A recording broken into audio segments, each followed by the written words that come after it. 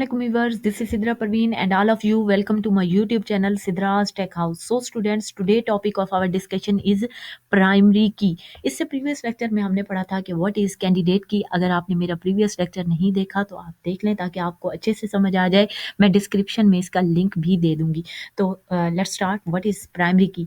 Primary की से पहले आपको पता होना चाहिए कि की होती क्या है. की का कॉन्सेप्ट हम डेटाबेस में यूज़ करते हैं for the purpose of normalization के. ये एक एट्रीब्यूट होता है या फिर सेट ऑफ एट्रीब्यूट होता है जो कि डेटाबेस में किसी भी टपल को यूनिकली आइडेंटिफाई करता है. ठीक है, तो अब इसमें हमारे पास एक आ जाता है कॉन्सेप्ट प्राइमरी की. प्राइमरी की में क्या होता है कि a candidate key that is selected by database designer to identify a tuple uniquely in a relation. मतलब ये कि ये होती एक कैंडिडेट की है जिसे डेटाबेस डिजाइनर जो है वो सेलेक्ट करता है ताकि वो किसी भी रिलेशन में किसी भी टपल को यूनिकली आइडेंटिफाई कर पाए. ठीक है, तो हम इसकी एग्जांपल ऐसे ले लेते हैं कि लेट्स सपोज अगर आपका एक कॉलेज है जिसकी आपने डेटाबेस बनाई है तो वहाँ पर थाउजेंड्स ऑफ स्टूडेंट्स हो सकते हैं या फिर हंड्रेड्स ऑफ स्टूडेंट हो सकते हैं. And it might be possible कि दो से ज़्यादा स्टूडेंट्स के नेम सेम हो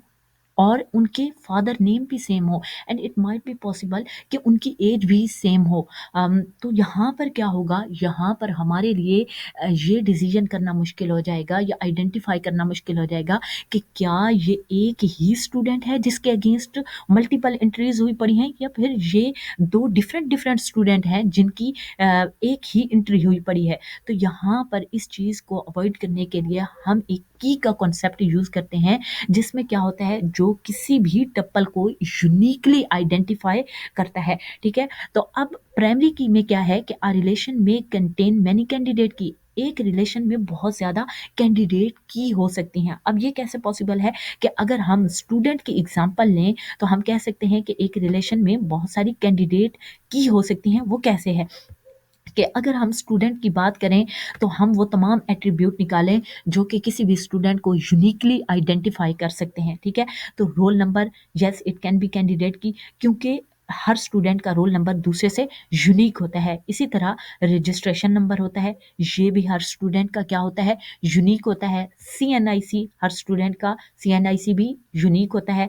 फ़ोन नंबर, यस ये भी यूनिक होता है. Email, yes it is unique.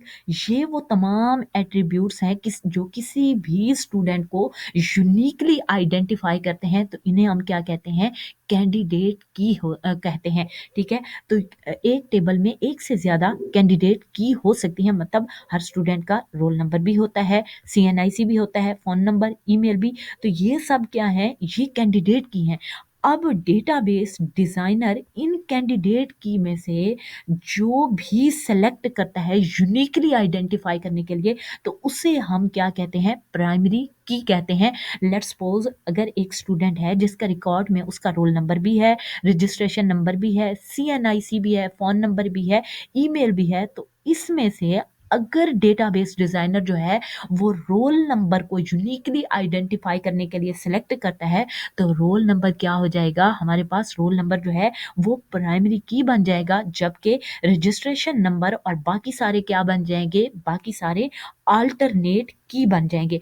अब प्राइमरी की के लिए हमारे पास कुछ कंडीशंस हैं कि a relation can contain only one primary key. मतलब ये कि किसी भी टेबल में सिर्फ एक ही प्राइमरी की होगी.